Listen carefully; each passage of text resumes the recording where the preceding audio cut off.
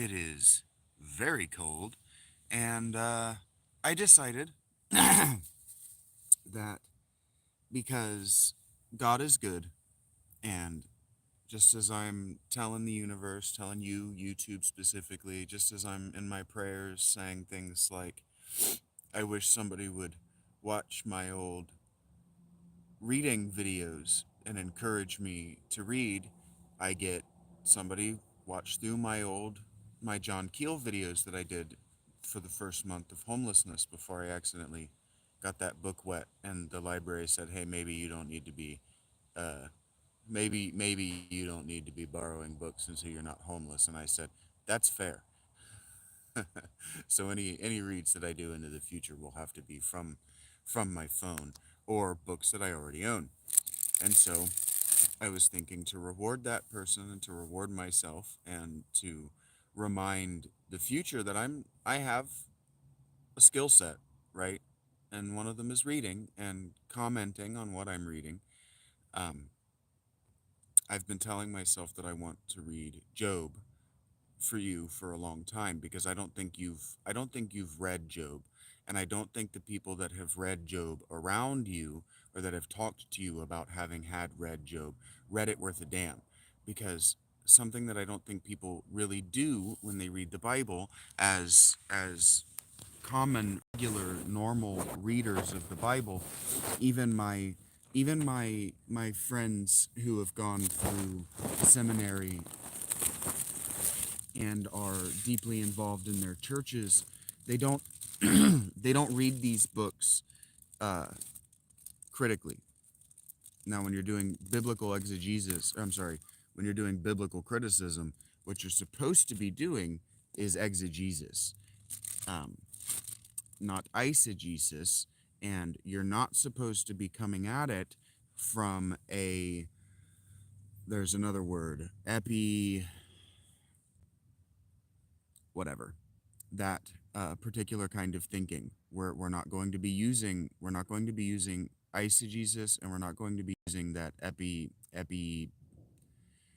whatever that philosophers and people who've taken a few philosophy classes in university use.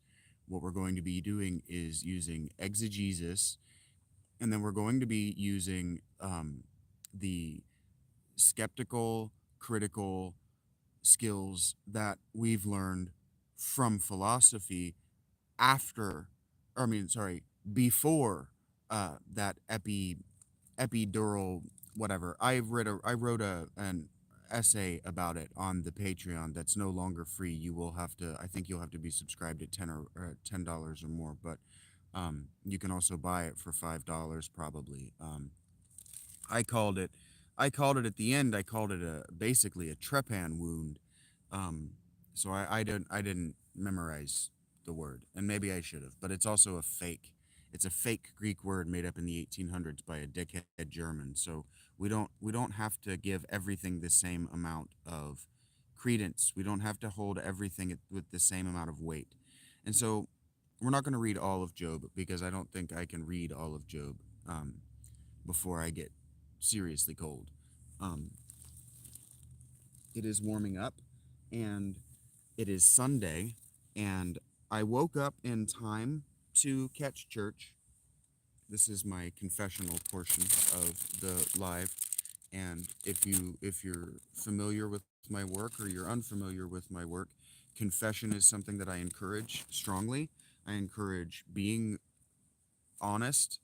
I've recorded videos. They're probably on the Talking to the Future channel that I created, separate from this, for meditations and etc. during downtime with video games, so I can give you something other than my dumb face or this tent or the background noise of Panera to listen to. Because until Panera has given me the okay, and I can't seem to get into contact with Panera on Twitter, until Panera has given me the okay, um, I don't really, well, I don't want to advertise the inside of their space and how much I like the inside of their space for free for long. And often I'll do it because it's a part of my day, but it's something that I want them to notice, and they really need to be kicking me back with food for doing that. Um, anyway, Sunday, it's getting warm. Today's supposed to get up into the 50s. This week is supposed to get up into the 50s. There's one night that's supposed to drop down into the down into the teens, down to 17, 19, something like that. But it's supposed to be warm. And so I want to sort of praise God alone uh, for an audience. It sounds hypocritical, but I'm in a tent, and this tent is technically for me tabernacle, and tabernacle is a tent from which holy people would worship. It was the particular kind of, well, it wasn't a particular kind of tent. It was a tent in the wilderness. It wasn't a tent in the wilderness. It was tabernacles or tradition of holy people living in the wilderness in tents, and the tents were called tabernacle.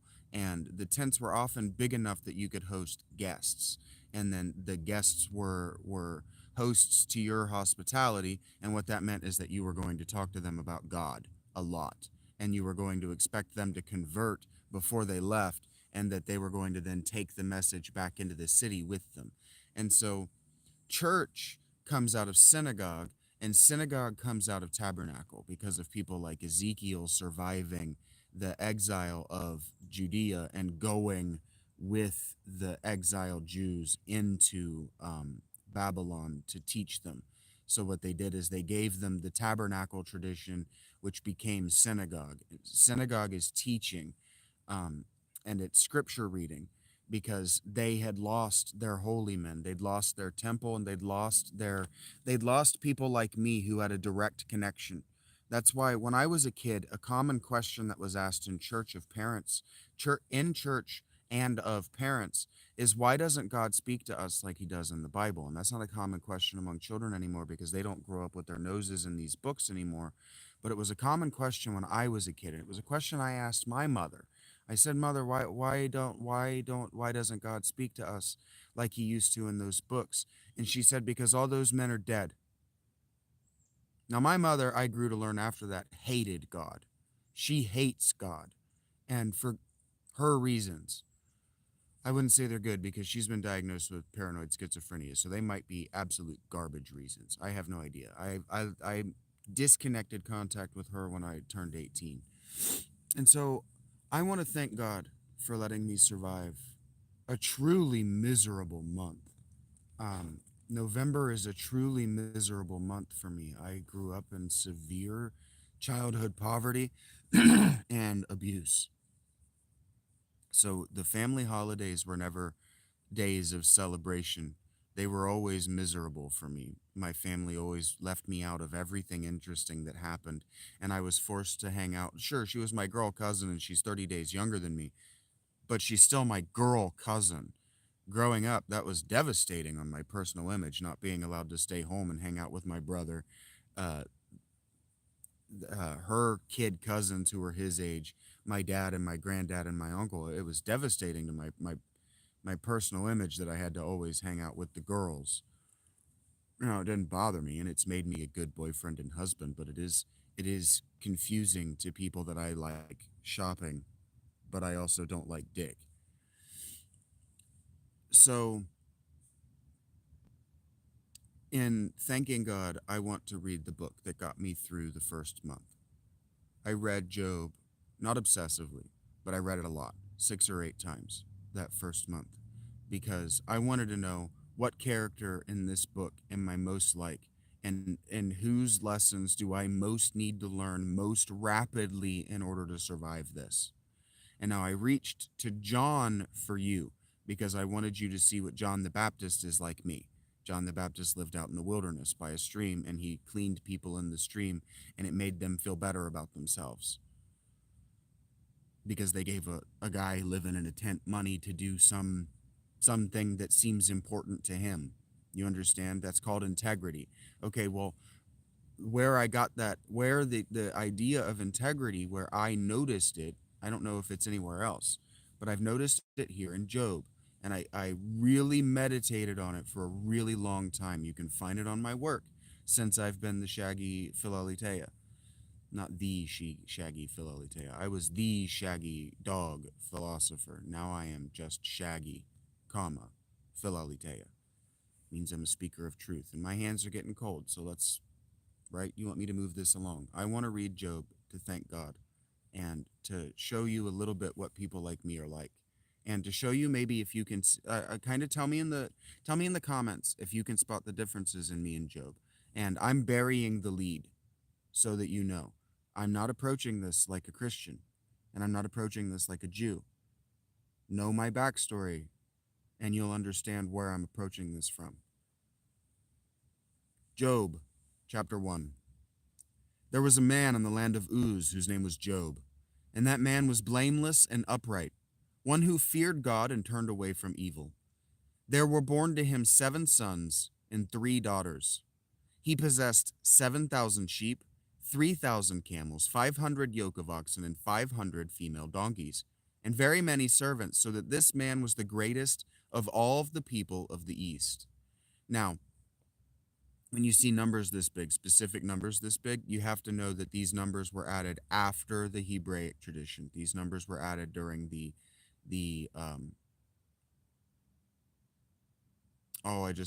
Aramaic, during the Aramaic literary period. These were added later, the numbers. Why do I know that? Because the highest number in Hebrew that a Hebrew counter could get to was 99. Uh, the 100 years of Abraham's life in Hebrew at that time, that means post exile 250, the a number bigger than 99, 100 meant infinity, in the same way that 1000 mil in Latin and Greek means mil is Latin. I don't know what 1,000, I don't know the numbers in Greek. Sorry, I'm not really sorry about that. But 1,000 meant infinite. They didn't have a word for infinite. They didn't have a concept for zero.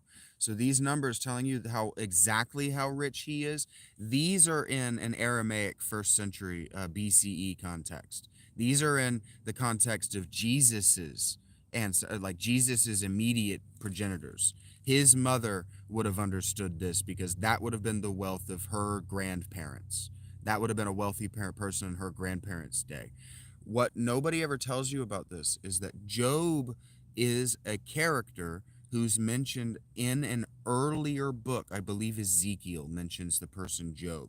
This was not written in the era that Job is supposed to be alive in.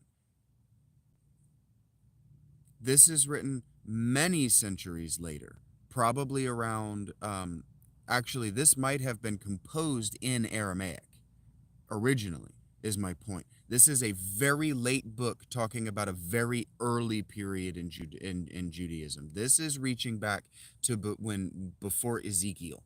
This is reaching back to the very close to the Bronze Age. This is actually implying that it's from the Bronze Age. But it's very close to the late Bronze Age collapse in the Iron Age is when this story is set.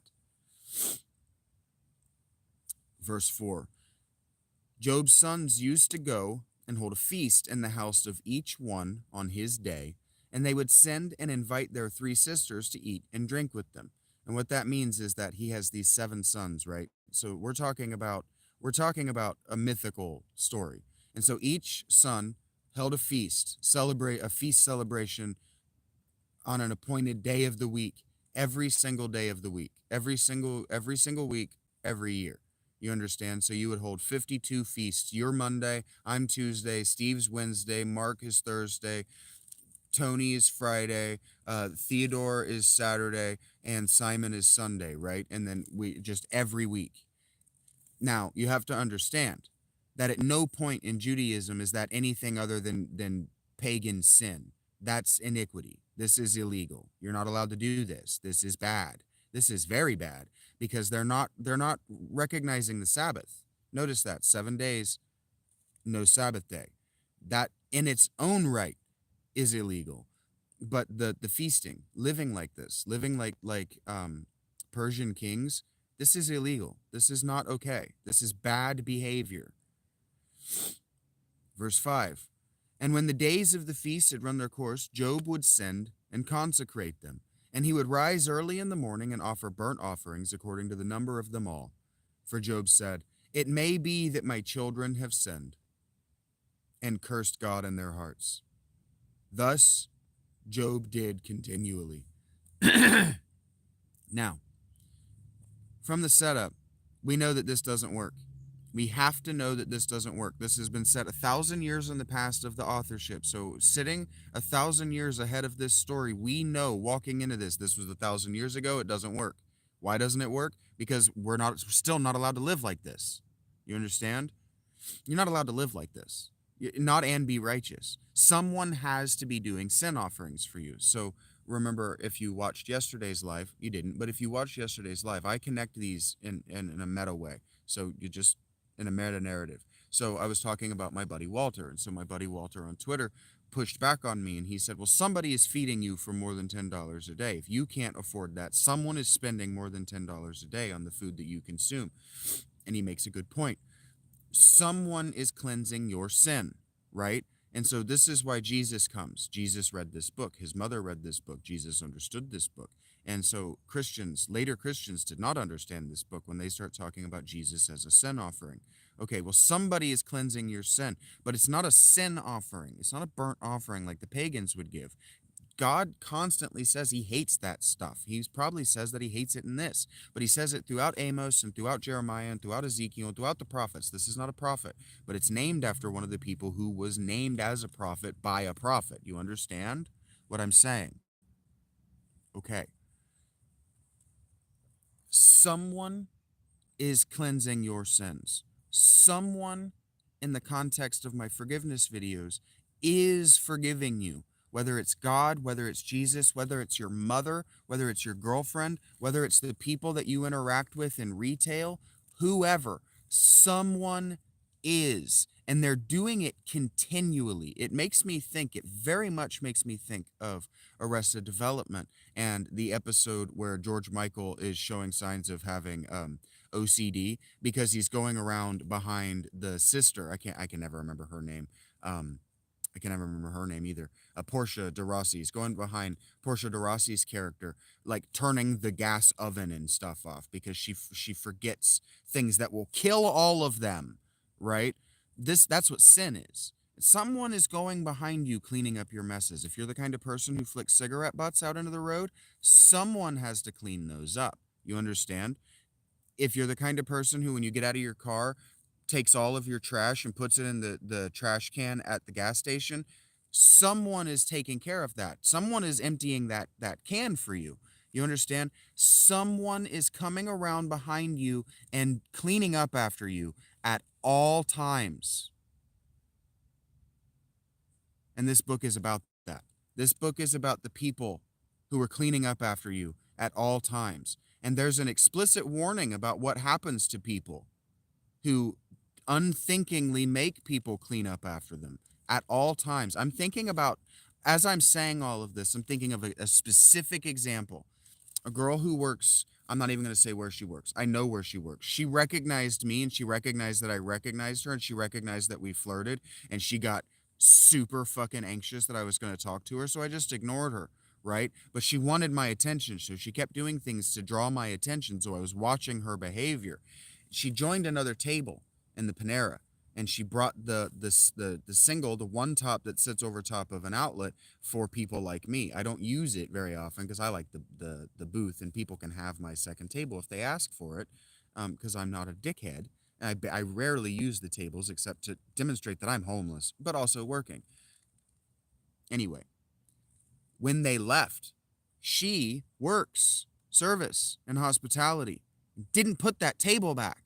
And that really upset me. Not with her. That behavior upsets me. She's young. She's like 19. I understand why she made that mistake. She was excited to see people that she knew in public when she thought she was going to be alone, sitting next to a homeless guy that she's mildly attracted to, but also doesn't want to talk to because he's fucking homeless, and everybody thinks that mating pairs, even for casual mating rituals, are supposed to be about social elevation at all times, and that the male is responsible for bringing her out of retail. And so fine.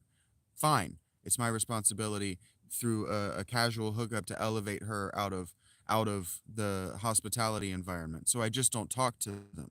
You understand? Fine. Whatever. If it's stripper rules, it's stripper rules. I was married to a woman that I helped become a dancer because it was something she said she wanted to do. And so I know the rules. And the rules are, if you're not going to pay, don't look. So I don't look, and I don't talk, and I don't touch. That becomes important in this book. That's why I'm talking about it. It's also a confession, which is important in the context of this book. So we're going to continue with Job now, chapter 1, verse 6, which is subtitled. I've said this a lot of times, but I don't often like to read these subtitles. I'm reading, for the record, from the ESV, the English Standard Version. I got this in Hobby Lobby for like $10. So thank Hobby Lobby for that. Thank Hobby Lobby for standing up for their Christian beliefs, even if it does make them a little slower. You'll notice that nobody's agitated about how slow those lines are when they're busy. It wasn't as bad as they acted in the 70s. The barcode isn't as necessary as they act. And slowing down the lines actually does help with theft prevention, because let's just say that I were a thief. I'm not, but let's just say that I thought like a thief. It would be really easy to steal from Hobby Lobby, except when there are a lot of people in there and they let the lines get backed up like that, because you can't just slip out with a bunch of people who are all leaving at the same time. It does work. There are reasons for things other than the crazy conspiracies that they say. They say the crazy conspiracies to get you to just not question it. So, verse 6. This is subtitled, Satan Allowed to Test Job, which is a bad subtitle. 6. Now there was a day when the sons of God came to present themselves before the Lord, and Satan also came among them.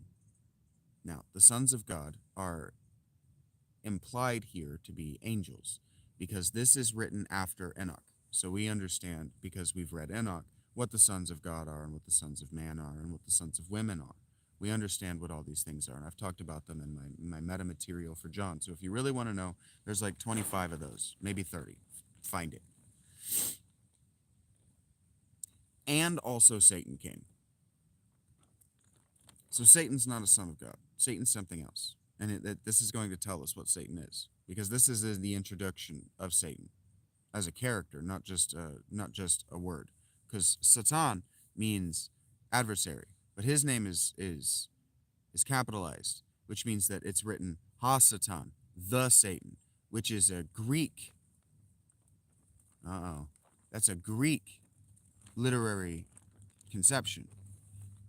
I've told you this before, but I'll tell you now. When I never get the order right, but there's the way the names work. If it's a name of something, a person that you both don't know, it's just that person's name. But if it's a person that you both know, it's that person's name. So everybody knows who Satan is. Everybody knows who the adversary is. But this is his introduction as a character.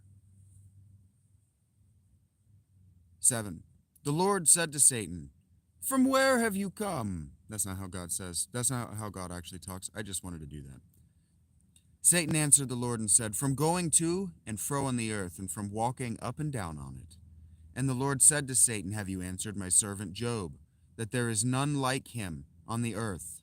Have you considered my servant Job, that there is none like him on the earth, a blameless and upright man who fears God and turns away from evil? Then Satan answered the Lord and said, "Does Job fear God for no reason?" Now, I'm going to stop here in the middle of this, also because there's a verse break there. But I want to go back to the things that God values. And we have to remember which God this is that's talking, because we have to remember which era in history we're talking about. This God is something more than, but very specifically, the mind of the universe, because the esoteric literary tradition was already happening by the time this book was written, because Enoch is a reaction to the esoteric literary tradition. So if you've heard of books like the Poimandres, this is reacting to that. It's not the other way around. Those books, the esoteric books, were reacting to the earlier books like the prophets. This is saying, oh, wait a minute, the prophetic tradition is ours. Job is a character from the prophetic tradition. We have Enoch. We are allowed to react to what is happening in Greece.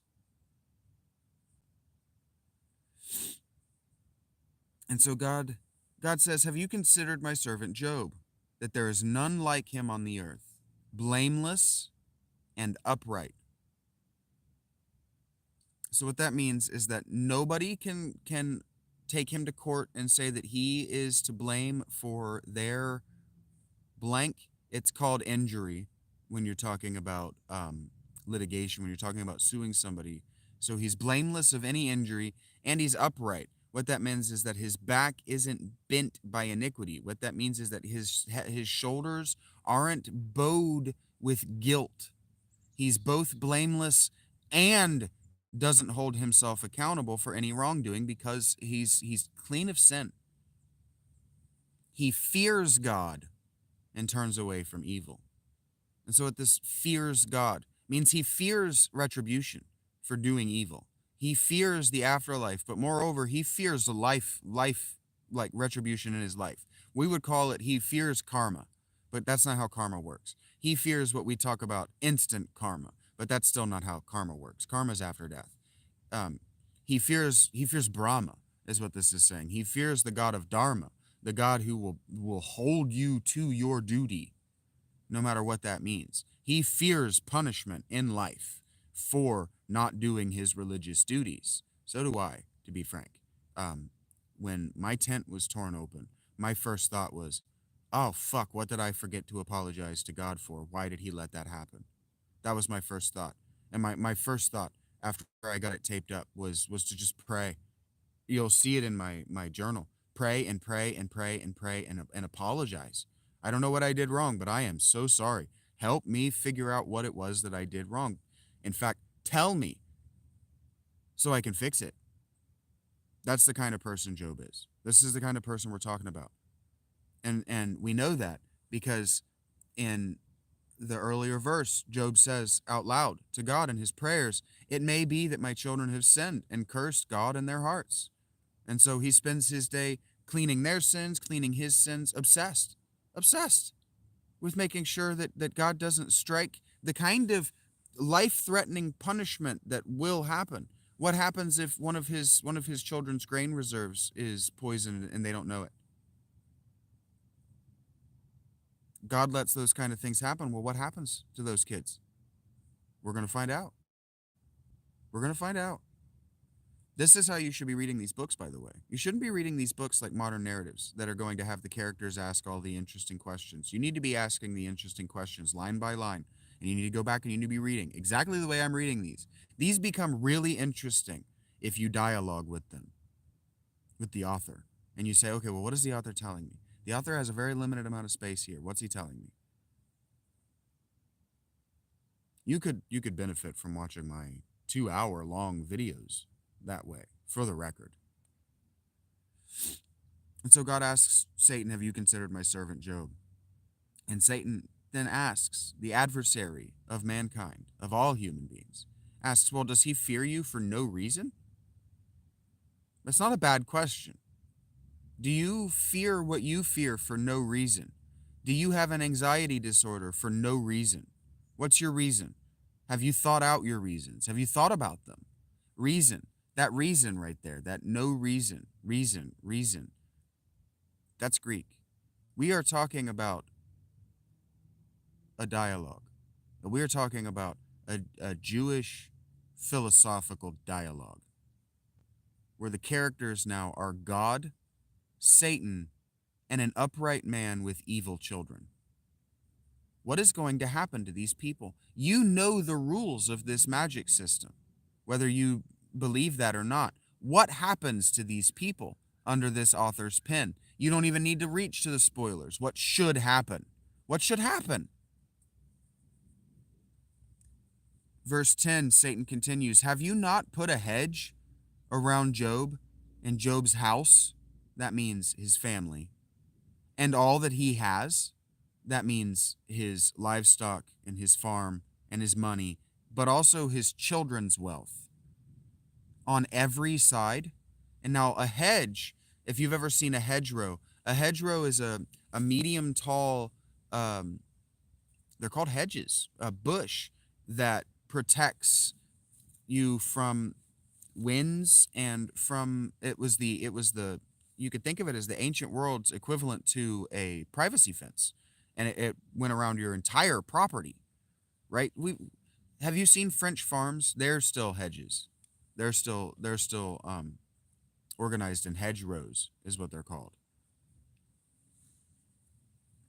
He continues, this is still verse 10, but Satan continues, you, God, have blessed the work of Job's hands, meaning that everything Job touches, he's a Midas figure, everything he touches turns to gold.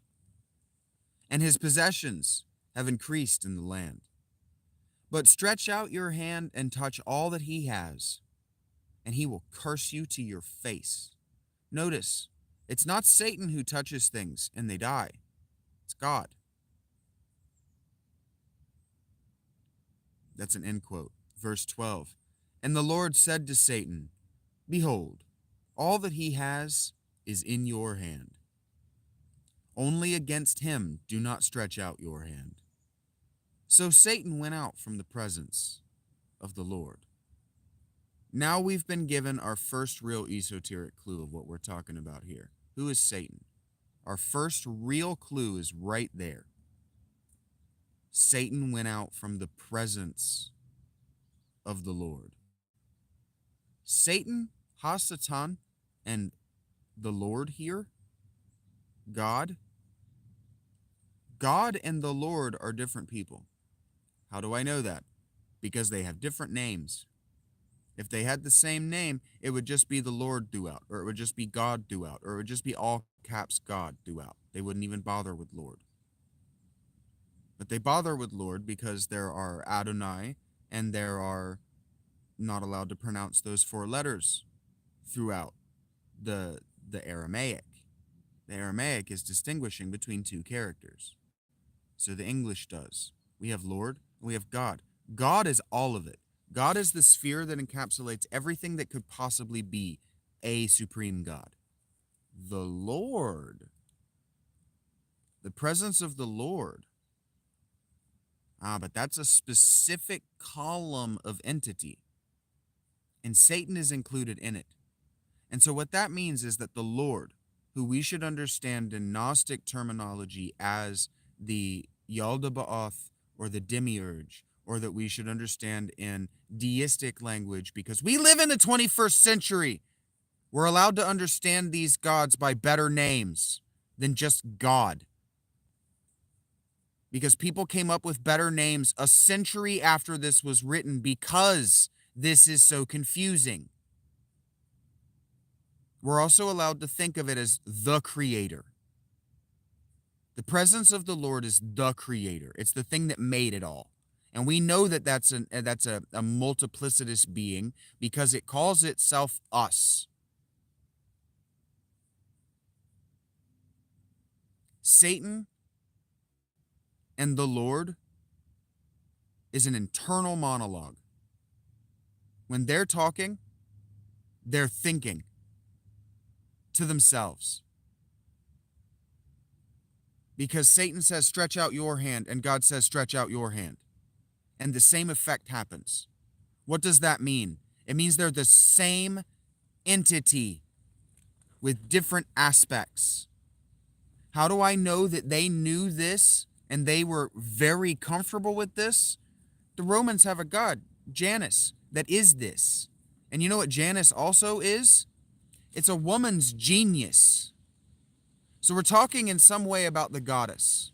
We're talking about a separation here between the God, the supreme God that oversits and is the mind of everything, and Sophia and Aletheia and the Mouton. The Mouton is the Fates. I should have just said the Fates. And the Demiurge. How do I know this? Because I've read the Gnostic work, which was only a century written, much of it was only written a century or 2 after this. They were obviously reading this. And if you just read it all for yourself and you keep your mind closed, but your eyes open, you'll see the similarities, and then you can set them apart from one another, and one doesn't have to be superior. You just put them in order, and you say, oh, okay, well, if I were an author, I would read all of it, and then I would give it all back to my community because my community is special. You would be like me. Why? Because you would have read it all, And this they say all the time. All the people that have read more than one tradition say all the time that if you read any in more than one tradition, that it becomes obvious to you that the tradition as it is designed to spark you to only believe in that tradition. Okay then. So read all of them. See what's in common and see what's missing and see what's broken. That's what Job was doing, but Job knew what was wrong and he didn't do anything about it. And so what happens? God reaches out his hand. And God says, "You'll curse me." Well, think about if you know me, think about what happened to me. The moment I became homeless, the day before my trial, I believe it was. I believe it was the actual day before my trial. I wrote and put on my Patreon, "You Can't Understand," where I explained that having the specific kind of attachment disorder that I have makes it impossible for you to understand because you can predict my behavior unless you have the exact specific kind of disordered attachment style that I have. And that means that you have to have my parents and my environment. And I'm going to tell you right now, my siblings cannot predict my behavior, in large part because I dove into this book to organize my behavior. And it pushes people away. They leave. They abandon you. They curse you. They turn the hand of Satan against you. And God is saying to us, all of us, the author of Job is saying that God said to him, put this story in his heart. And he believed in it so much that he knew it was fiction, but he wrote it because he knew it would change lives. Even if it changed nobody's life but mine, he knew that if somebody put the time and energy to put themselves in his shoes, the author's shoes, not Job's shoes, not God's shoes, the author's shoes, they would understand and they could teach and they could help and they could heal. And that's what I'm about. I'm about teaching and helping and healing. But you have to sit at my knee a little bit. I invite people all the time on Twitter. I'm like, hey, I see you're going through a spiritual crisis, but you have to sit at my knee, and they refuse because they think that spiritual crisis means that they're a master. No, spiritual crisis means that you're the opposite. It means that you need a teacher.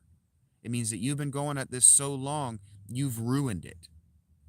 Going at it alone so long, you've ruined it. I'm serious.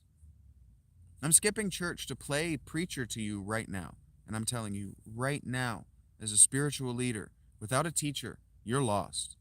I had to cobble together my teachers. I climbed online and I said, I am desperate for a spiritual teacher. Somebody take me on. I have money. I will give anything. I will write your books. I will do anything. And they all blocked me. Everybody I reached out to, they literally used the block button on me. Because we're afraid of doing things the right way. Because Star Wars, because of cult, because of the ATF, all good things, all good warnings. But I'm not Palpatine. I keep telling you, I'm Obi-Wan Kenobi, folks. And then I keep wanting to reference, what's his name? Oh, I just forgot his name. From, the one with the crazy hair from, Kingdom Hearts. He starts in Chain of Memories. The nobody with the red hair and the fire wheels. He says, "Got it memorized? Have you got it memorized? Seriously, it's not hard. I love you guys, but it's not hard. I know that as a teacher, I'm not supposed to say that, and that's why I say I'm not a teacher. I'm a coach." So we move on to 13. From the presence of the Lord. Understand that that's one entity.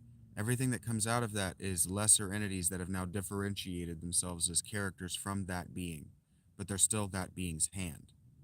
They're still that being's limbs. They're still that being's will. Because that being is the mind and the will of all things. But it's also an embodied thing. And when it embodies, it has to embody as an entity with its own goals, you see, because goals are what embodiment is about. Goals, accomplishing something. It doesn't have to be a task. It can be a category of tasks. So like I had a friend who was always on Facebook with this malaise of how he didn't have a purpose and he didn't feel like he had a task, that he wasn't accomplishing anything important. And then you go and you look at him and you find out that he's an ER nurse. And it's like, you are accomplishing the category of life saving. That is, that's giving everything back. What are you talking about? And it's just not being in these books. It's not understanding what the words you're saying mean. So, verse 13. Now there was a day when his sons, that is, Job's sons and daughters, were eating and drinking wine in their oldest brother's house. So it's a Monday. Maybe it's Sunday. And there came a messenger to Job. And the messenger said, the oxen were plowing and the donkeys feeding beside them. And the Sabaeans fell upon them and took them and struck down the servants with the edge of the sword, and I alone have escaped to tell you. So what that means is that he had a shipment that was going to, the oxen were plowing his field. And so bandits came and killed all of his oxen, all of his slaves, and stole all of the produce in his fields. And this person is the only one who escaped. While the servant was yet speaking, there came another servant and said, the fire of God fell from heaven and burned up the sheep and the servants and consumed them, and I alone have escaped to tell you. Okay, so the first one is like, well, people broke into my tent and that's bad.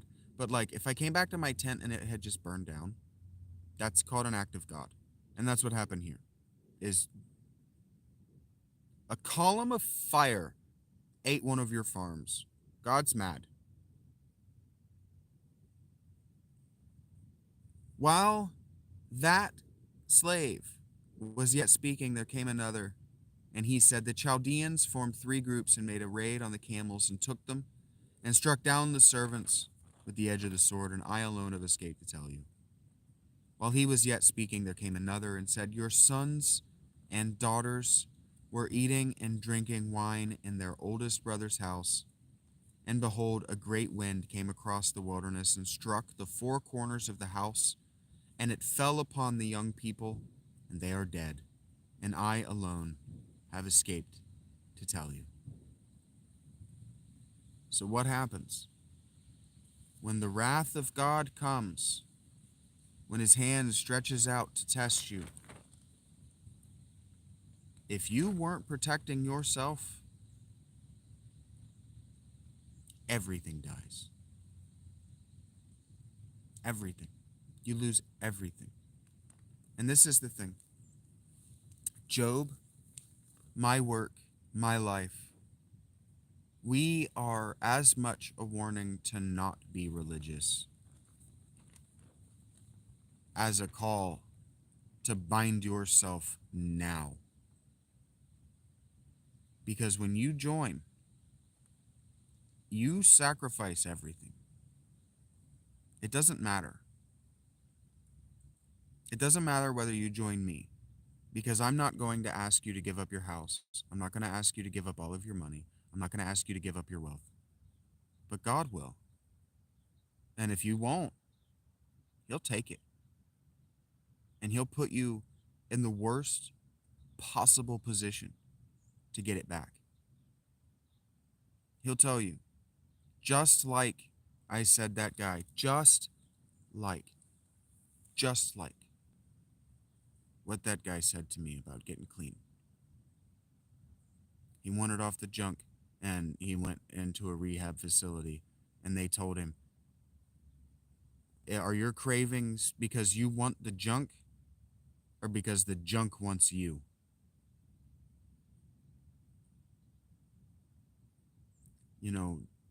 George Carlin had this bit about junk, about stuff. My stuff is better than your stuff. I've got more stuff than you. When you have to have all these rental facilities, storage facilities, in order to store the junk that you want to keep but you don't want to look at. You've got a junk problem. You are a junkie. I've got significantly more junk in this tent than I need, and some of it's trash, and some of it reminds me that I live here and makes me feel better about it because I am the product of childhood abuse. And so I'm never going to be that spick and span crystal clean guy because when I see that, it makes me think I don't live there. It makes me feel like a ghost. And I've described what I mean by a living ghost before.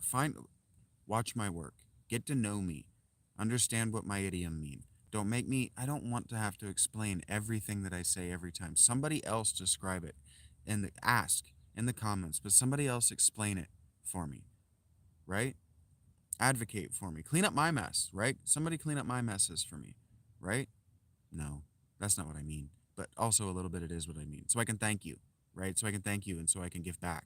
And so I can see who's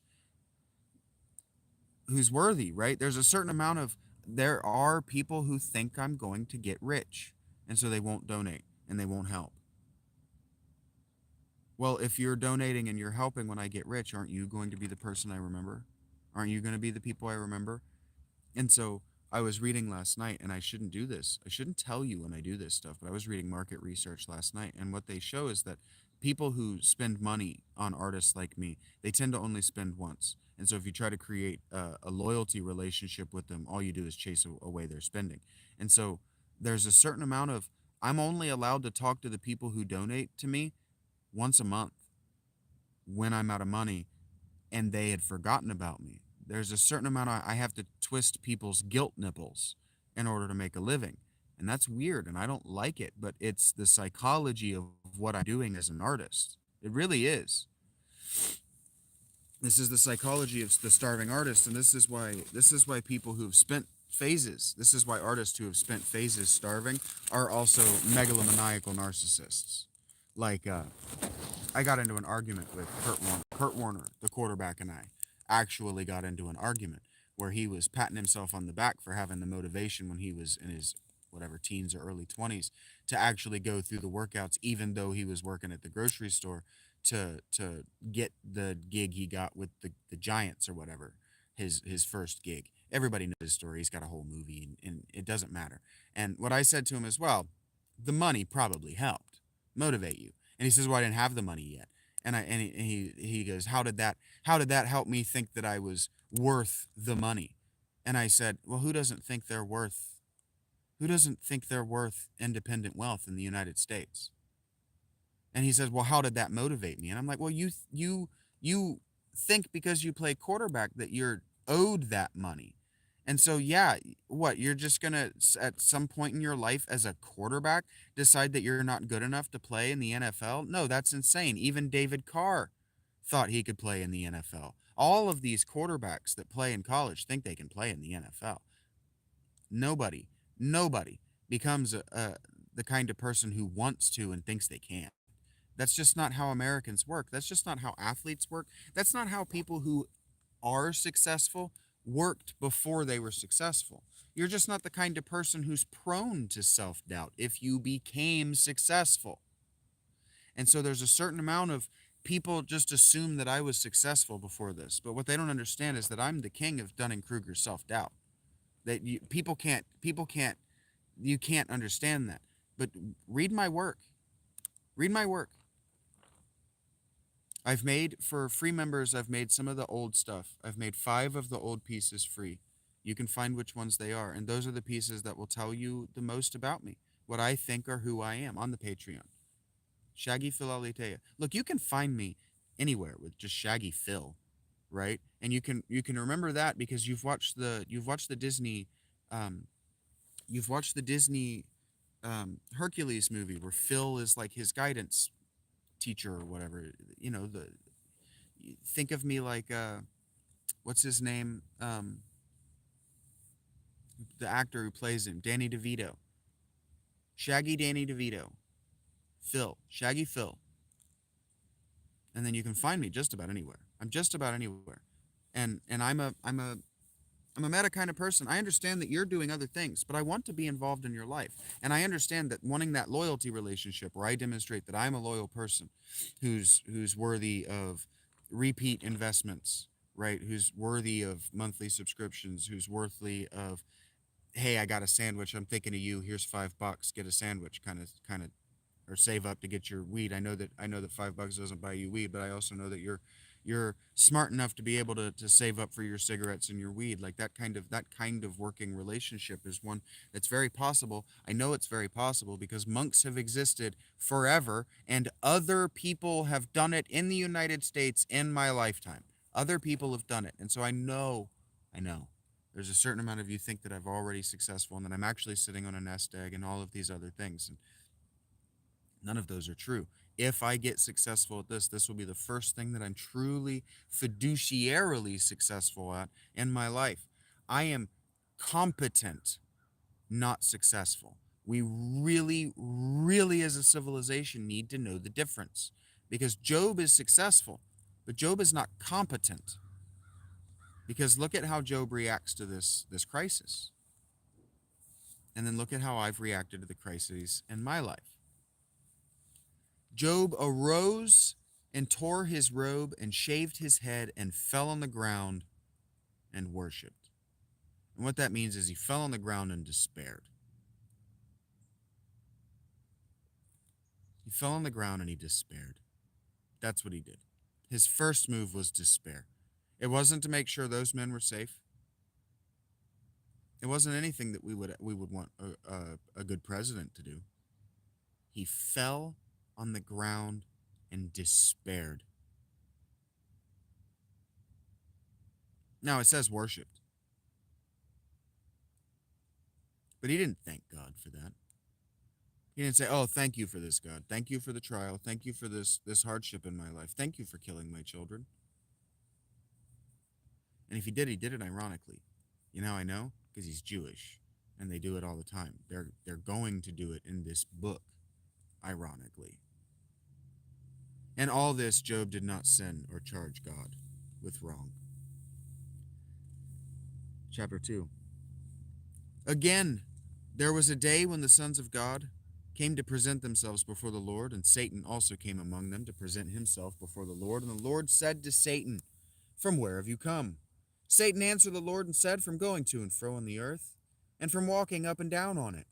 And the Lord said to Satan, and I've highlighted this for my own personal, "Have you considered my servant Job, that there is none like him on the earth, a blameless and upright man who fears God and turns away from evil? He still holds fast his integrity, although you incited me against him to destroy him without reason." So God's kind of annoyed with himself. He's like, my adversarial nature kind of makes me paranoid. And so instead of apologizing to Job like, my bad, Job, I got kind of paranoid and adversarial in my totalitarian Yaldabaothisms, I'm just going to kind of scold myself. Like, you silly old bastard. It was that differentiated version of me. If it didn't have a will and goals separate from mine, darn. If only I hadn't created the universe. That's what the author is saying right here. I'm not being funny.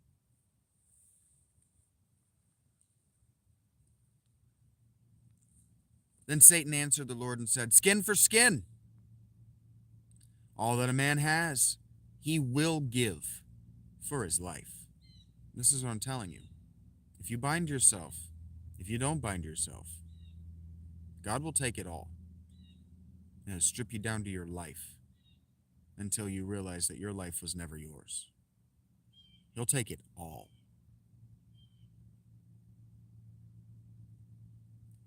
And I don't say that because I'm at the he's taken it all stage. I want you to see something. This stuff,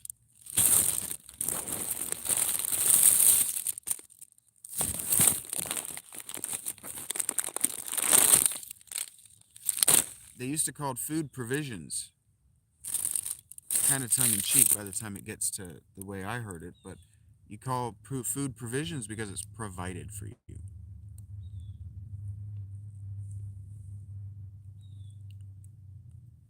But stretch out your hand, Satan suggests to God, and touch Job's bone and his flesh, and he will curse you to your face. And the Lord said to Satan, Behold, he is in your hand. Only spare his life. Again, if there's separation between the characters and the being, somebody doesn't get blamed. So Satan went out from the presence of the Lord. I highlighted that for myself because it keeps happening. He goes out from the presence of the Lord. Well, the presence of the Lord is one being, which means that it's differentiating itself from that one being now. And struck Job with loathsome sores from the soles of his foot to the crown of his head. And he took a piece of broken pottery with which to scrape himself while he sat in the ashes. Then his wife said to him, Do you still hold fast to your integrity? Curse God and die. This is what I'm talking about with the ironic use of language. The actual word here, curse, is bless. The Aramaic here, bless. Bless God and die. But he said to her, You speak as one of the foolish women would speak. Shall we receive good from God, and shall we not receive evil? Shall we receive good from God, and shall we not receive evil? I like it better when that's translated. Shall we receive only good from God, and shall we not receive evil? And all this, Job did not sin with his lips. Now notice that he doesn't call her a foolish woman. He says, You speak like one of the foolish women. She was spared. Notice that God didn't also kill her and that God doesn't test her. Be aware of that as we move forward. God's not testing Job's wife. Job gets his religion from his wife in this era.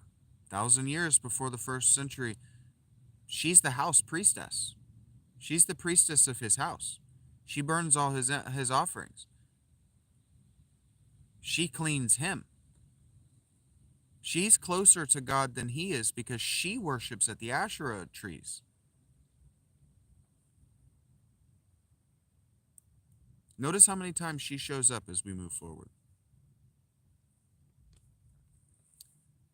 Now, when Job's 3 friends heard of all this evil that had come upon him, they came each from his own place, Eliphaz the Temanite, Bildad the Shuhite, and Zophar the Naamathite. They made an appointment together to come to show him sympathy and comfort him. And when they saw him from a distance, they did not recognize him. And they raised their voices and wept, and they tore their robes and sprinkled dust on their heads toward heaven. And they sat with him on the ground 7 days and 7 nights, and no one spoke a word for him, for they saw that his suffering was very great. Now, this is mythical. The 7 days, 7 nights, sitting in silence, it's mythical. This is what people 1,000 years before the 1st century BCE, they had this kind of time. Also, these are fucking rich people, so they have this kind of time. And the sitting in silence and the 7 days, that's kind of it's a hearkening to Pythagoras. You sit in silence. And when you speak, it's not you speaking, because you've been mindful to keep all of your thoughts from building. You're not waiting to speak. You're in mourning. This is a very serious psychological practice that modern people, especially Americans, could benefit from. Silence. Maintaining silence and not being silent in a group setting in an effort to wait for your turn to speak. Just being silent and letting the thoughts come and go as they come and go.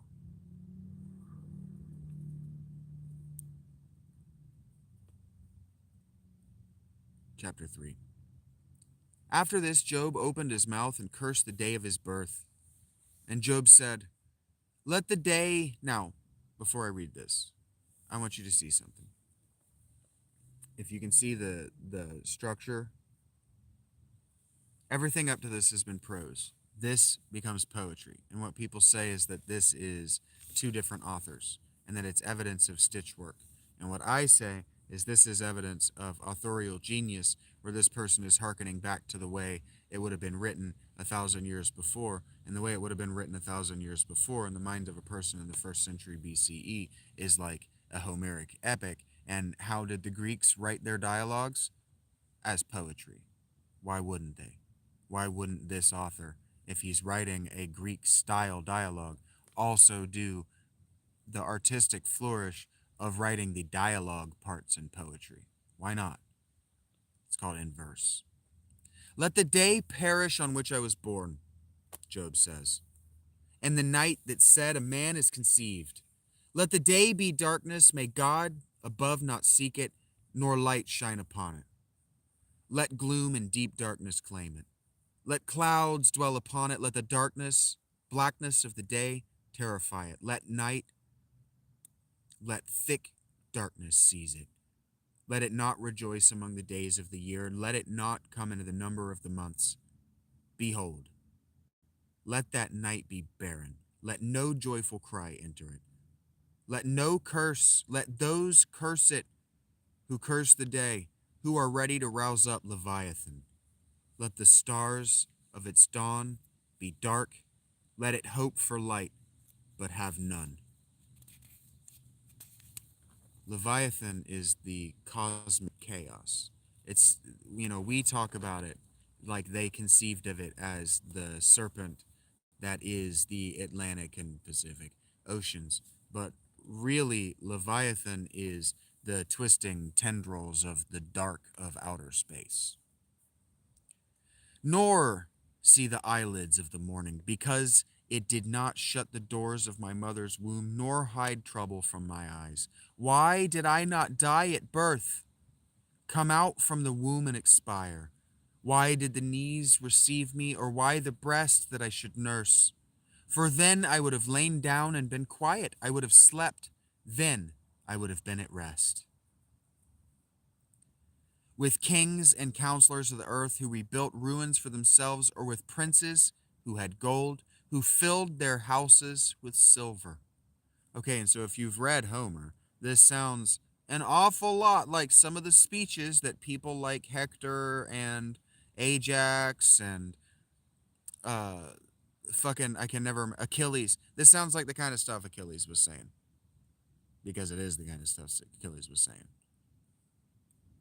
Or why was I not as a hidden stillborn child, as infants who never see the light? There the wicked cease from troubling, and there the weary are at rest. There the prisoners are at ease together. They hear not the voice of the taskmaster. The small and the great are there, and the slave is free from his master. Sleep has never been freedom to me. Sleep has always been a terror to me. The day is problems I can solve, even if it takes multiple days to solve them. The day's problems I can survive. I die in my dreams all the time. All the time. I run across insoluble problems in my dreams all the time. Dreaming is not freedom to me. Sleep is not freedom to me. The last week, sleep, as I creep into the surrender to death, has felt like surrendering to death. I don't agree with Job here. I don't think you're supposed to. Job is wailing in despair and saying stupid things. I wish I were never born. I wish I were stillborn. I wish I had been exposed. I wish I had been eaten by the cosmic chaos Leviathan. Why is light given to him who is in misery? Now this is a good question. And life to the bitter in soul? Another good question. Who long for death, but it comes not, and dig for it more than for hidden treasures? This is true. I used to want to die. I used to loathe being alive. And then homelessness. And I said, I'm done. I'm done trying to preserve my life. You do it. I give it to you. I'll preserve it for you, because if you want me alive, then you'll make it worth preserving.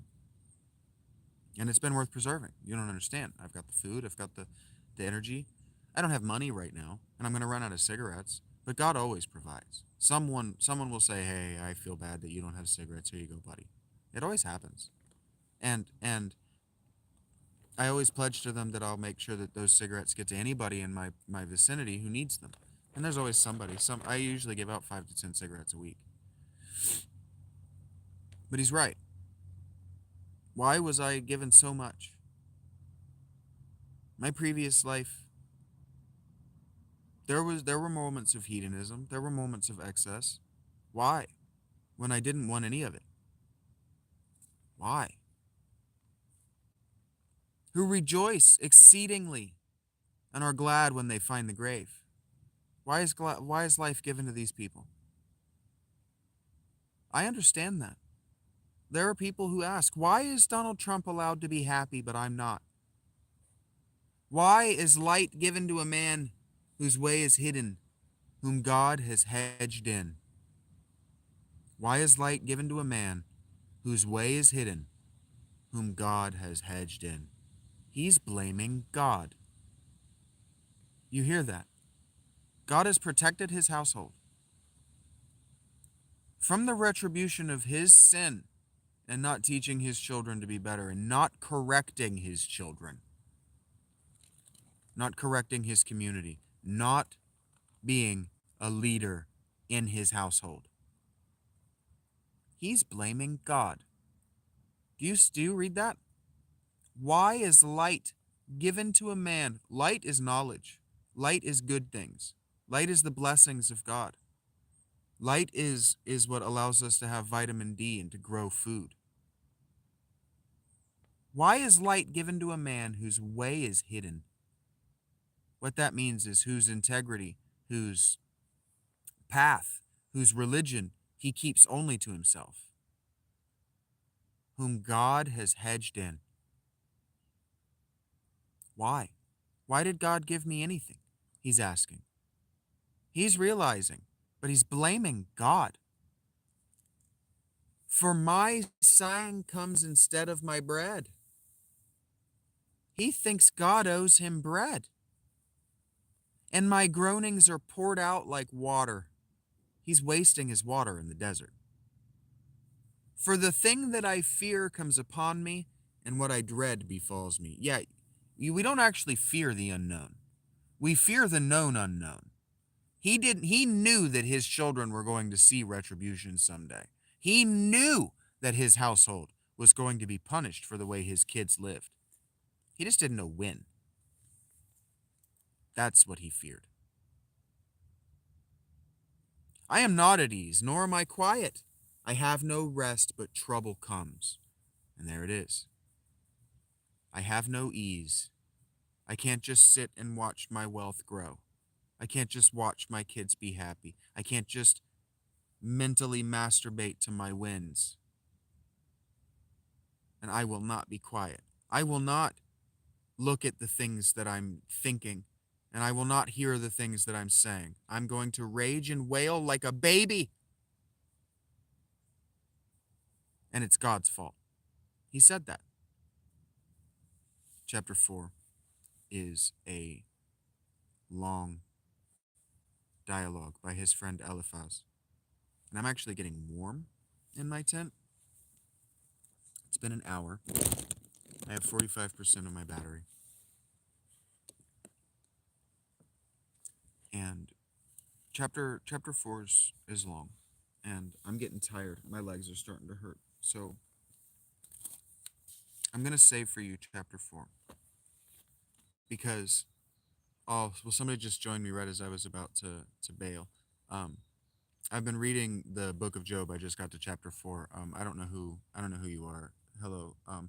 I'll keep you on, and I'll talk my thoughts out while I get the rest of my way ready to go over to Panera. Sorry for all the ums. Oh, well, there he goes. Thanks for coming in. But I will keep this on while I get the rest of the way ready to go to Panera. I was just gonna say goodbye. And then head over to Panera. My knees are starting to hurt, and I don't wanna read that chapter and be thinking about how I want this bagel and I want to eat something and I want to make some money. And so what I'm not doing,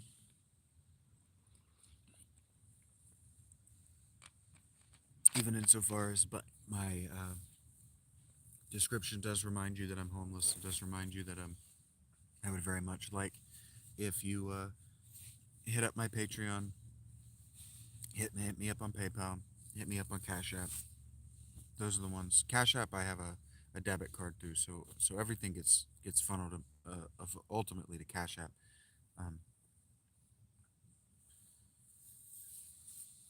I understand that Europeans can't use Cash App, and I may or may not have $40. I have $45 in Buy Me a Coffee and Ninja, whatever, however you say uh, your name. Um, I'm sorry, I have pathological demand avoidance, and buymeacoffee.com um, wanted to leverage giving me the money that you gave me for the product that I am selling, my personality and my general goodness, the general message of goodness, but also my intellect and my problem solving and my unique worldview, because I do have a unique worldview. I'm allowed to sell all of those, but I don't sell them in any particular place. I mean, I sell them on YouTube and Twitter. But it wanted to know where I advertise that I have Buy Me a Coffee, but I don't advertise that I had Buy Me a Coffee.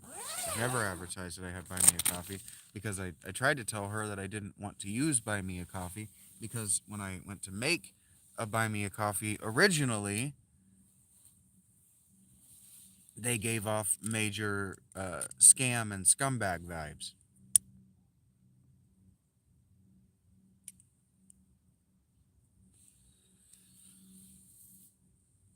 I don't know if I'm allowed to smoke.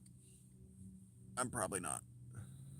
Well, I'm probably not, and get monetized. So this would probably just be demonetized. Well, I'm not monetized, so there are rules that I probably should but don't have to follow. Also, I have to pee. I think that was what was happening. So I should talk about this too. So I have a pretty severe pelvic injury. About 7 years ago, I severely tore my groin. Let's say in a biking accident.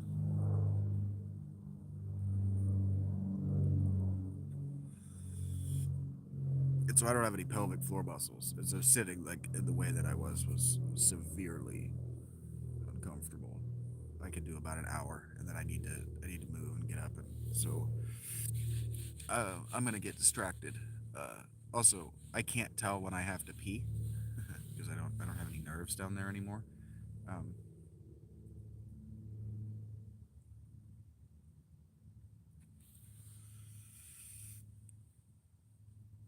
so that could be embarrassing when I realize I'm doing the pee pee dance, which I'm probably doing a pee pee dance. Probably been doing a pee pee dance for like 30 minutes. But hey, into the future. Uh, this is for the future audience. Thank you for watching these. Um, I said when I started that I did this as a praise and a worship, and so I should be mindful to do a prayer and to offer a prayer. The nicotine, you should understand that I burn these in worship. Actually,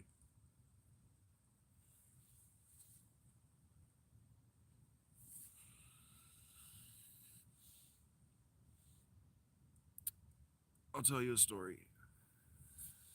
I should have told it on Thanksgiving. 2020 was a hard year for everybody. It was a hard year for me too, but I made it hard on myself in 2018, actually, by leaving the woman I was with, and in the specific way that I did.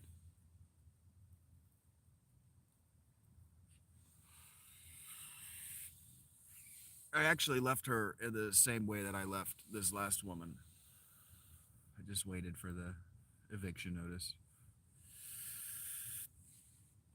and then I moved into a friend's basement for 2 months, and then that became a. I never watched it, but did anybody watch that? Oh, what's it called? It's called something.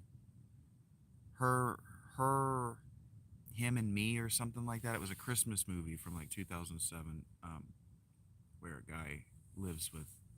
Yeah, it became that. It became that exact situation. She grew to hate me, and so it became a bad thing. And so I lived in the guy's basement for I lived in the guy's couch for a while, and I got the money together to get an apartment. And so you don't understand. I've done the homeless and then got the apartment with the job thing. I've done it.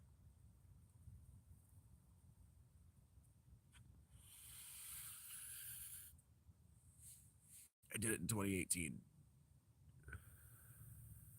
I left 2019 in that apartment, job hopping, because one of the things you don't understand about that situation is when people know that you're that close to being homeless again, they also think you're desperate, and so they treat you like absolute garbage. Treat you like absolute garbage. Your managers treat you like garbage.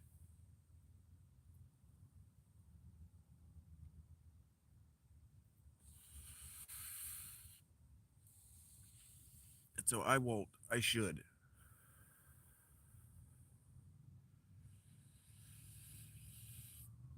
I should, but I won't throw the corporation under the bus. Under the bus, because they were technically new.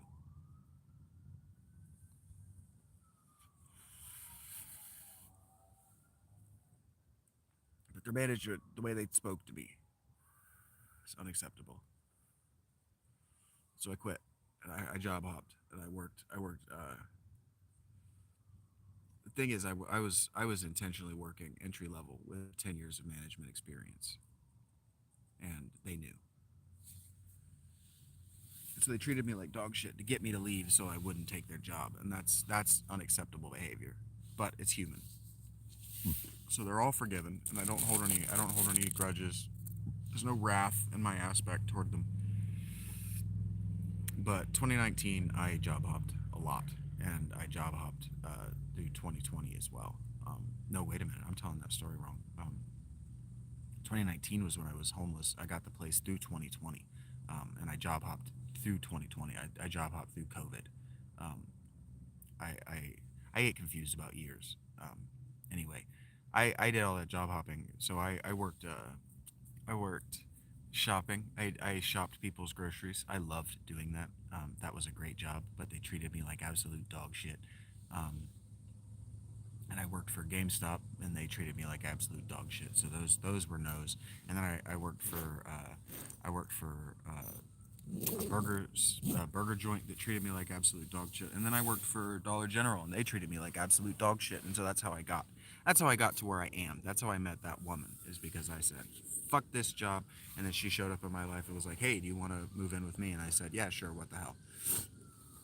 Because that's how intuition, and that's how prayer, and that's how giving yourself to God works. And now I hadn't given myself to God, I had given myself to his ex-wife, the goddess, but I had done that as a small child.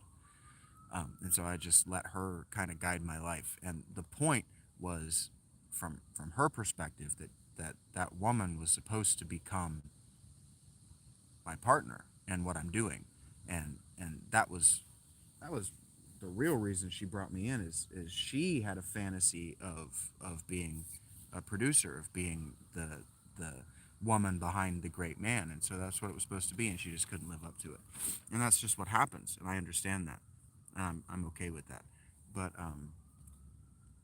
I started to tell a specific story from my COVID job hopping, and it's become unimportant. I don't remember what it was, um, but I've done that thing that people want me to do, the get a job, get a place, and there's no art left in me when I do that. I'm too tired, I'm too angry, and too hurt, and I spend too much time cleaning up after other people's messes, forgiving people for sins they just will never ask forgiveness for, and that my self medication gets out of control, and I don't want that. In fact, one of the things that I've been trying to convince myself to do is quit, and I don't want to. And I ask, well, is it the weed talking, or is it that you like who you are when you're a little bit stoned? And it's that I really think I like who I am when I'm a little bit stoned. I'm funnier, I'm sillier, I'm faster to the punch, but also I'm quieter in the times where I'm supposed to be quiet. I don't get excited to be talked to. whatever. I'm happy. I'm happy in a way that I've never been happy. Um,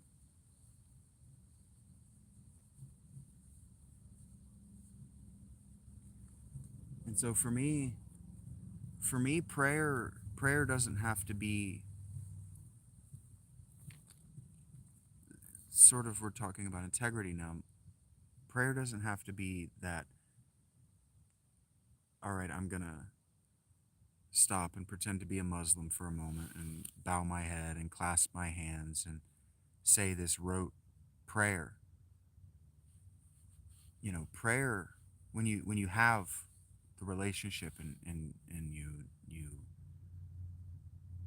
for example, when I walk around the building and I see the woods out here at night, here, I'll show you. When I can see this tree line,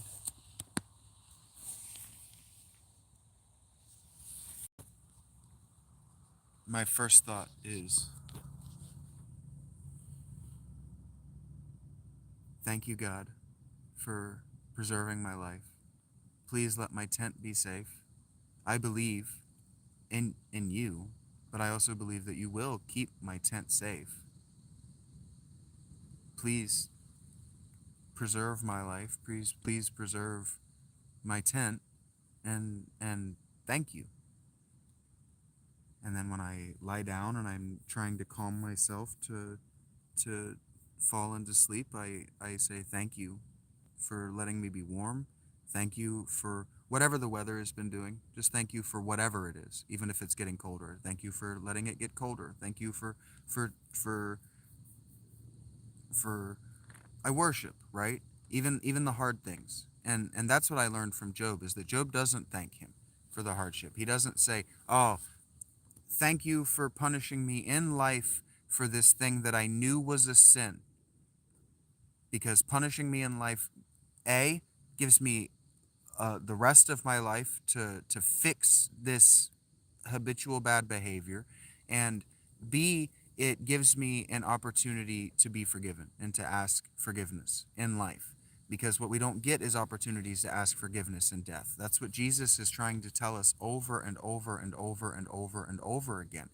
And this, until, I don't know, I may never be able to move off of it, until I have an audience that asks me to move off of it, or I have somebody that goes, "Hey, I understand what you're talking about now and why you haven't been able to move off of this." I'm going to be talking about forgiveness, and I'm going to be talking about that guy not understanding why not asking forgiveness is the only unforgivable sin, and it's because you don't get a chance in death. That's what he doesn't understand. He has this idea that the after death experience is going to be exactly the same as the life experience, except you're going to have this light body and you're going to talk to God.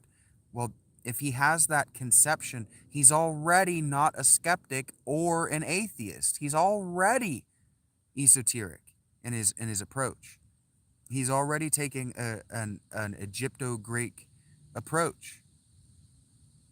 And so he can't get anywhere with that because it's been proved wrong. You don't understand. It's been proved that that's not what the afterlife is like. You don't stand in front of a judge. You're just dead. You don't get to apologize, because the forgiveness, God is the future. And the future is the people who are going to handle your work and your life and your memory after you're dead. That's what heaven is. Heaven is being beloved after you die. Heaven is people remembering you well. Hell is people not loving you in life because you're a bag of shit.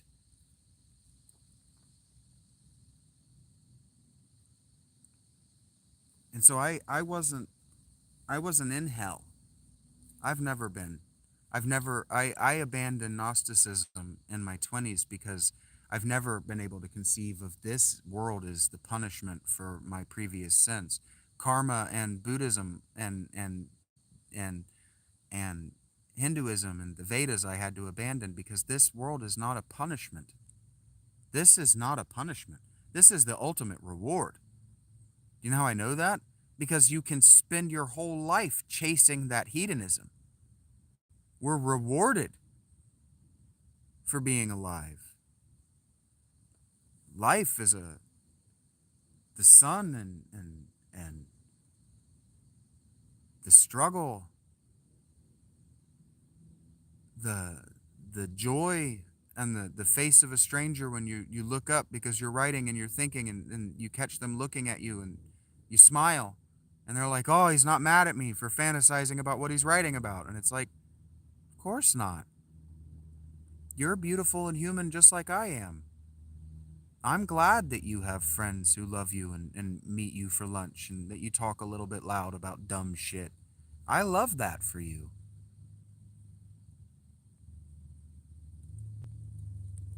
And for me, prayer is thanking God for those opportunities. It is just being mindful to say, hey, yeah, that was nice. Thanks. You did that. It's remembering where the credit goes, and it's remembering who the main character in the story really is. Okay, I'm not the main character in my story. I can't be. I can't be the main theme. If I'm the main character or the main theme, what are you watching for? Really? The story is going to be too slow. There are going to be too few. I'm going to insist on there being too few narrative crises for you to be on the edge of your seat with my life. Somebody else has to be the main character. And so today it was Job.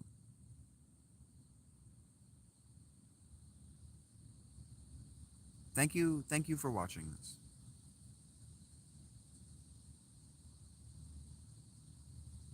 It's a beautiful Sunday. It's supposed to get nice. I didn't feel like being around a lot of people while I worshiped.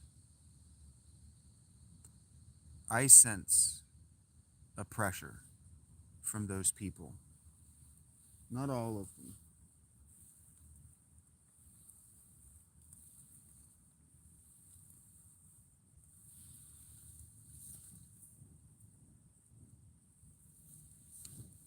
But certain of them. To be what I am on the internet for them. I don't think they know it. I think they see it, and I think they recognize it, and I think they're just doing what their intuitions tell them is right. And they're right. But the thing is that there are certain things like the weed that they're just not going to be okay with.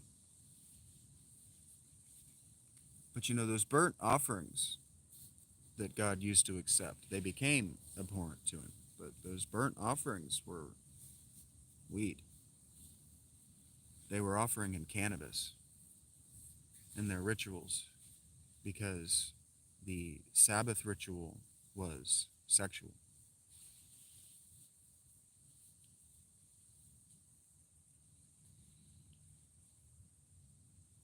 In the days of people like Ezekiel and Enoch, Amos and Jeremiah and Job.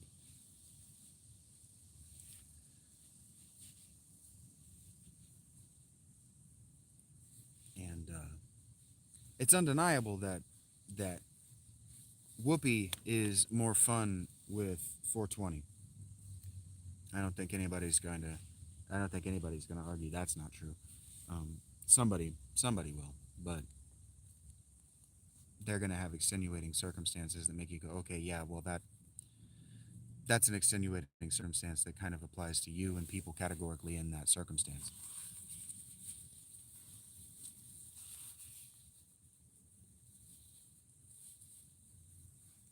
But there's the thing that I'm still fighting, the thing that I'm still,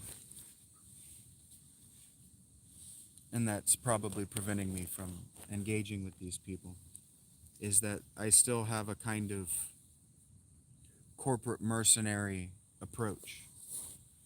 So one of the reasons I've been talking to you about my 2019, 2020, 2018, that whole part of my life that led me to abandon sense in a way, you would say.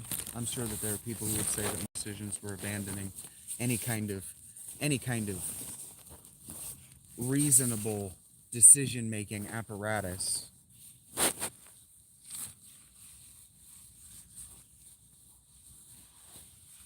is because I didn't want to be a corporate mercenary anymore.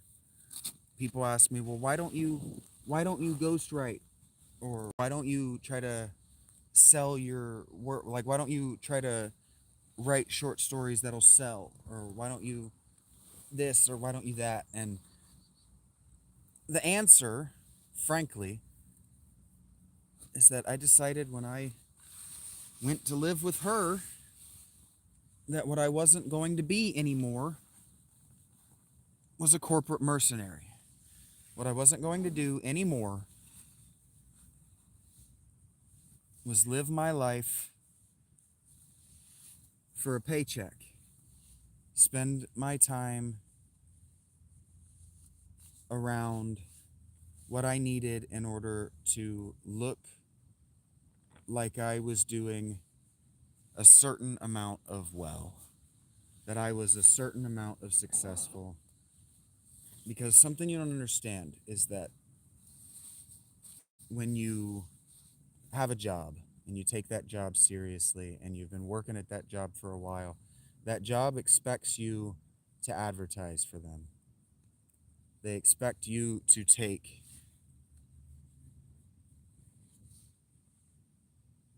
your out of work aspect seriously as a representative of their company.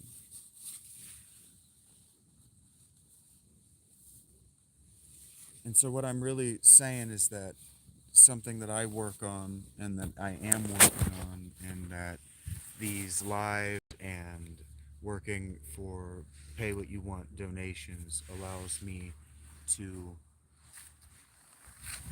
not be in a constant changing my approach and my personality and seeking teaching moments to make myself better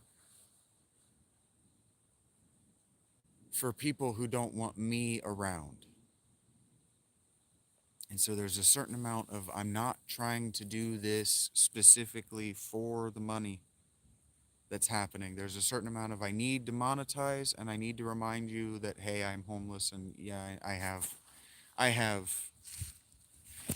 expenditures that I would like to make, expenses that I would like to cover, but I don't know, man. I keep putting myself in these positions where I don't know what to say at the end. Like, do I deserve a paycheck for this? I think so. I think I deserve to be able to pay out, to be able to eat, and to be able to, I don't know, not worry about going to Christ's table if I don't feel like it. Not worry about not going to Panera until like late, like today, if I don't feel like it. Not worry about certain things. And I think that's what I'm asking for. I think I'm asking for help not worrying about things. And knowing that I've got Patreon subs, knowing that I've been making so many follows since I asked for 50, and since I crossed 50, I've made 5 more, 4 more, whatever. I'm pee dancing. Um, just knowing that you guys are tuning in is great. Knowing that you like what I'm doing is great. Um, Knowing that you want me to do more is great. In fact, that I haven't gotten a lot of really negative pushback in a while, and that's all great. It's all great. Everything's great. I'm going to warn you now. This is what I'm doing. I know what I'm doing. I know what I'm talking about. Uh the course of the next 2 weeks, I'm going to be slowly sliding into weed anxiety. Um, I'm down below half of my reserves, and I'm going to get into weed anxiety, and I'm going to talk about it. and so that's going to cost me $60. And so until I can get my hands on $60, I'm going to be talking about, hey, I need to make about $250 as I approach the end of the month. And so I understand that there are people that are, I was trying to talk about this yesterday. I understand that there are people that are going to be turned off, that are going to think that they need to be responsible for all of that, and that's not what I'm asking for. I'm asking for likes, comments, shares, subscribes, shares. If you can't, if you seriously, and I mean this, this is the secret. If you're the kind of person who goes, oh, I don't have any money, fucking share my work. That's all I'm asking. If you don't have any money, if you don't have a dollar, if you can't help in that way, but you want to help, and there are people who've been telling me, I want to help, I want to help, I want to help, share. Tell your friends, hey, there's this guy, he's got a huge catalog of stuff he talks about. Interact with him, and he interacts back. I'm small enough that I can interact back, but I also worked hospitality and service long enough that I understand how important the loyalty is. And so I give back. I plan to give back. Once I have more than what I need, I plan to just hit people up that also are in need like me. I have friends who are in need like I am in need. And they still have the dignity to not go, hey, I'm in need, fucking help, please. Person who just joined me, I was saying that I have friends who don't have the dignity. I will do that. I'm actually about to close this out. Thank you for joining. I don't know who you are. Um, just making promises that I will be able to keep about my homelessness, and now they're gone, so I can just say goodbye. Thank you for being here. I have very big plans, and most of them go into my journal. Most of them go onto the Patreon. I don't know that that stuff's appropriate to talk about on YouTube, but thank you for being here. Thank you for checking out my interest in Job. Maybe you can see the similarities that I see in myself in Job, and maybe you, as I talk through what I learned about what the author is actually trying to teach us, instead of, I don't understand why biblical critical scholars still treat these books like they're histories. It's not a history, it's a philosophical dialogue, and Jewish, so it's about righteousness in the eyes of God, and it's about living a better life, and it's about kind of not being Greek in a lot of ways. But thank you for being here. Uh, I'm gonna go be hungry in Panera for the rest of the day. I have $4, and I'm not really stressing out about it, but I'm going to be stressed out about it by Wednesday. Uh, Thank you. You're loved. I should do these longer videos with my sign out. So, what you want to do, if you want to take anything away from this, you want to keep your eyes open. Your eyes open. Keep your head up. Keep your hands up. Keep your palms open. If you're paying attention, and if you're able to look around you, because your head is on a swivel, and your hands are in a defensive position but open, you never know. You just never know what life will put in them. And I can tell you, I've lived for the last 5 years on the kindness of strangers, and life puts some awesome things in your hands if you're just there to catch it. Thanks for being here to catch me.